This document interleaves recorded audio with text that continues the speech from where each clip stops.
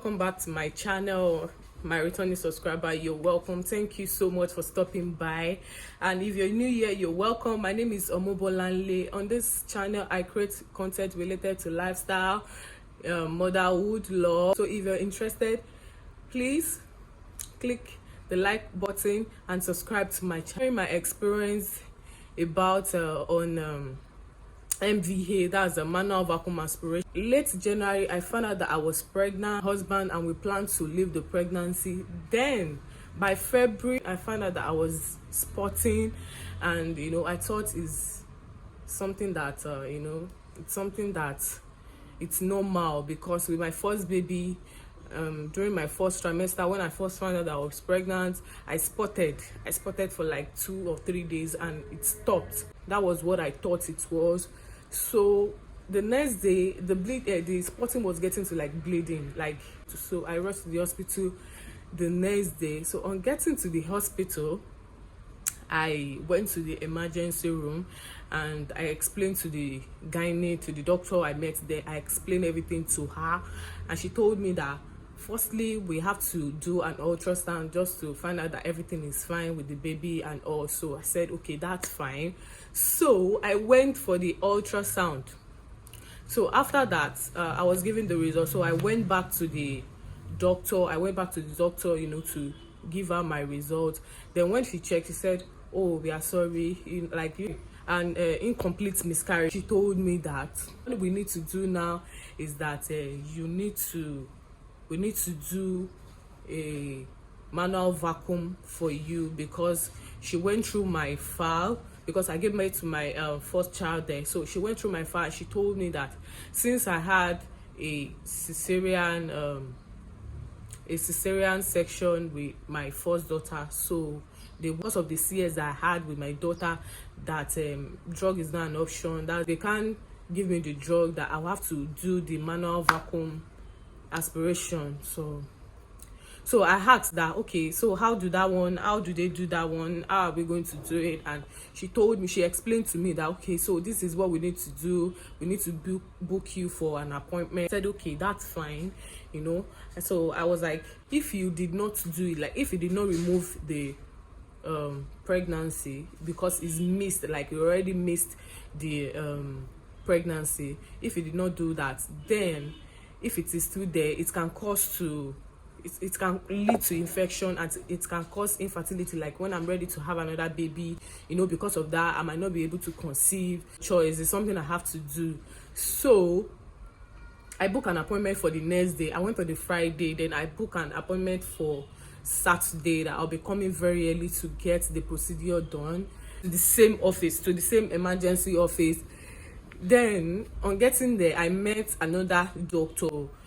That's how it is there. So when I got there, I saw another doctor. He went through my profile. I told him my name. He went through my documents and the procedure. So he said, but I think the doctor, the man mentioned her name, Dr. So forgot to to tell you that there are some other tests that you need to perform before you go for this procedure. Puts down some tests for me to do, like 3 or 4 tests for me to do. Then he gave me another paper again. He said I should go to the lab and ask if they have my blood, like my blood type. I said, blood,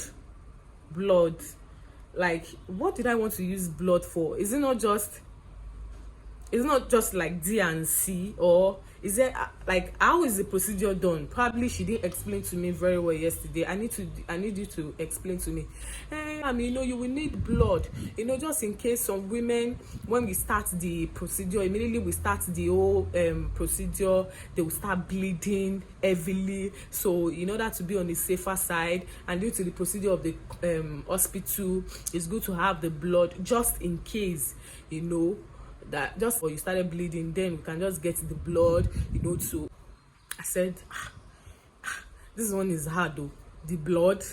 In my mind, I was like, do I really need blood for this thing when I'm not doing CS? Because I remembered when I had my baby, when I was booked for the CS, when I wanted to do the CS, they asked for my blood, in which I felt is normal. If you are going for a CS, they will ask for your blood, they will take your blood sample, they will take it to the lab just in case. But in that, when I had my CS, when I had CS with my first child, I did the same thing, and at the end of the day I did not use the blood. So I don't think I'll be needing blood for this one, since it's just a minor surgery.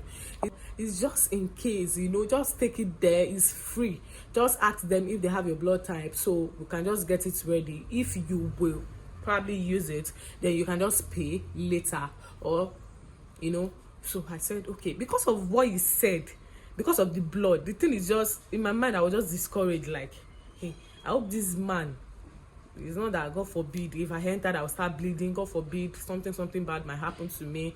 And I called me back again, said, madam, you will need some things for this procedure. He wrote it out. Then he gave me another, just gave me like almost 5 or 6 papers that day. So immediately I just stepped out. And I had to like find myself. I had to go and sit down in one corner. Like, I just went far away from the office. I went to go and sit down there. I was now thinking, I said, hey, or just manual vacuum. I said, is there something I'm not really getting right about this? So I took my phone. Google is your friend, you know.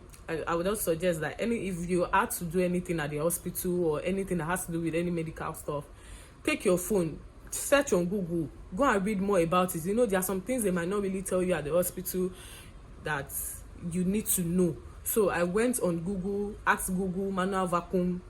You know, I read through everything, the procedure, how it's going to be. So when I did that, I said, okay, but why is this? I saw on Google that some bleed. So I was not like, hey, but even if that is the case, this man is now talking as if I will bleed when I entered. You should have just told me something that will make my mind, you know, relaxed, so that I will not gonna have hypertension. My BP will not be rising when I entered. God forbid. Maybe I will not. Maybe it's what you are even saying that will not happen at the end of the day. You understand what I'm saying? So I was now scared. I had to go and see that. I was like, or I should just leave this place. The money is not even a problem, you know. The money is just for the fact that he said I should go to the lab and go and check for my blood type. I said, me, I will not leave this place like this. Me, I will leave. I'll carry all the paper. I will leave. I'll go to another hospital to get the procedure done, you know. And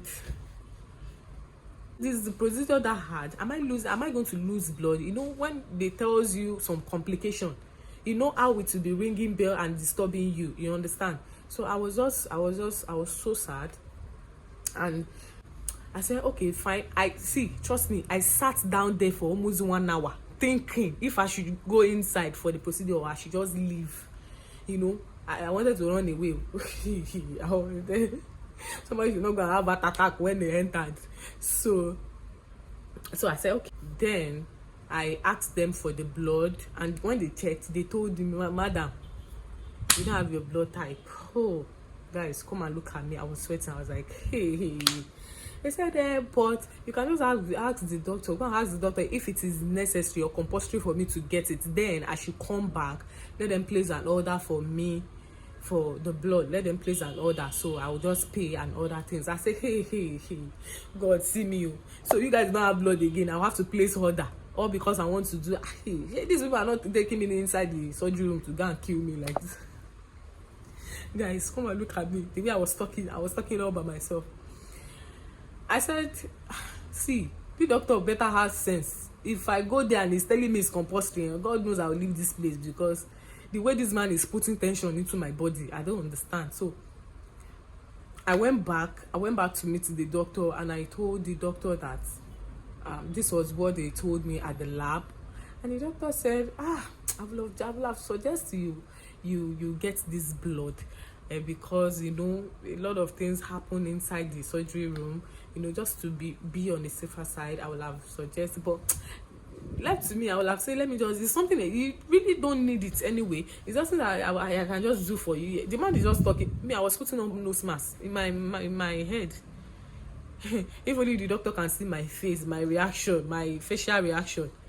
I was just looking at him like, you know, that kind of face, that kind of look. I was just looking at him like, what the hell are you saying? What are you saying? Like, see, at the end of the day, I had to just tell him that, but sir, this one that you are telling me, I have to use blood, I have to use blood. You are even putting fear on my body. Like, you want me to have hypertension, all because I want to do manual vacuum? Even when I wanted to have, even when I want to have my first baby, when they told me CS, I wasn't, I was afraid because I didn't plan for a cesarean section. I didn't plan for it. So, but when I entered and, you know, everything was going well, I wasn't feeling, as long as I'm not feeling that pain, I'm good to go. I wasn't feeling the pain, and everything came out very well. My baby was fine, I was fine. So why is it because of this manual vacuum that you want to do, and you started putting all my heart I've carried it in my hand like this, like an egg? If at all I want to use, I'll still use the blood. It's not that you're even doing like this, you are making it sure for me that when I entered I will need it. So when he heard what I said, he was not like, no madam, it's not like that. See, you probably won't need it. It's not all the people that, all the patient that entered that, you know. So when he now told me that, I said, thank God though. What is wrong in my head? I was like, what is wrong with your head before? What's wrong with you? You know, sabi work. When you, as in, you talk to patients, don't be telling the patient.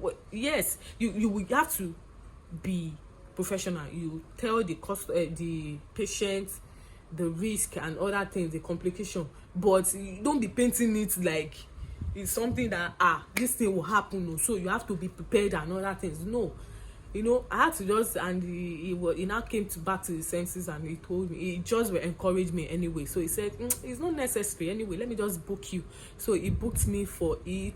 He told me to get some things in which I will be needing, so I won't really feel that pain when they are doing the whole thing. D&C is different from manual vacuum. To me, it's not. I don't know. I read about D&C. I read about manual vacuum. To me, it's really kind of the same, but the doctor said it's not the same. That is different, but it's kind of similar. They passed something like a drip into my arm. So while the drip was there, they gave me an injection, so I will be kind of feeling drowsy, so I will stay calm depending the time that they finished the procedure. So they gave me that. To me, the thing was not working, because while they are even doing it, I was feeling the pain. Like, serious, I was shouting, I was screaming. The whatever, the manual vacuum is not a joke at all. It's painful. Don't worry, you just enter, in 2 minutes you come outside. Maybe the procedure is fast, but it's painful. It's very, very painful. So if having an incomplete abortion, or an incomplete miscarriage, or an cyst, those are the things that they do surgery for. A rupture, I think all women has cyst, all women has it, but when it's getting bigger, it can get ruptured. So those are the things that they go for surgery for. So if you fall in, your body can probably, you know, get ready for another baby or something. So it's just for your own good. But back to my story. So this manual thing is not funny. It wasn't nice at all. I was feeling the pain, I was shouting, but after everything, when it's all done, that was when I was feeling the injection that I was given earlier. I was feeling so sleepy, like I was feeling sleepy, and they told me that I can sleep, or I should probably call my husband or call somebody to take me to the house. So I was given some drugs to help with the pain, some painkillers and other things. So pregnancy, everything, I was just so depressed. So if you are a lady or have this kind of situation, don't just look at the pain, you know, just get it all done. This thing causes infertility. Just get it all done. Let your body be cleansed. Let them clean your womb, so it will be prepared to, it will get prepared for another baby if you are still having. So so that was it. I hope you enjoy and you learn from mine. It was just an experience, what I experienced, the it wasn't easy, but thank God for me. But now I'm better, I'm okay, I'm better. So I'm back to YouTube. I'm back to YouTube now, so I'll go back to my uploading. So thank you so much for stopping by, and for those that reach me on WhatsApp and social media, thank you guys so much. I really love you. I couldn't reply to all messages because my phone was bad, so I couldn't just type. Thank you so much. Thank you. I really appreciate. So if you have the same experience, what is your own experience with manual vacuum aspiration or ectopic, anything at all, please share with me. Leave the comments in the comments down below. I want to hear from you. How do you feel? How was the experience? Share it with me, and I will be going through it. Thank you so much for stopping by. But if you like this video, please give it a thumbs up, share it with your friends. Just share my video and subscribe to my channel. I love you guys, and I will see you guys in my next video. Bye.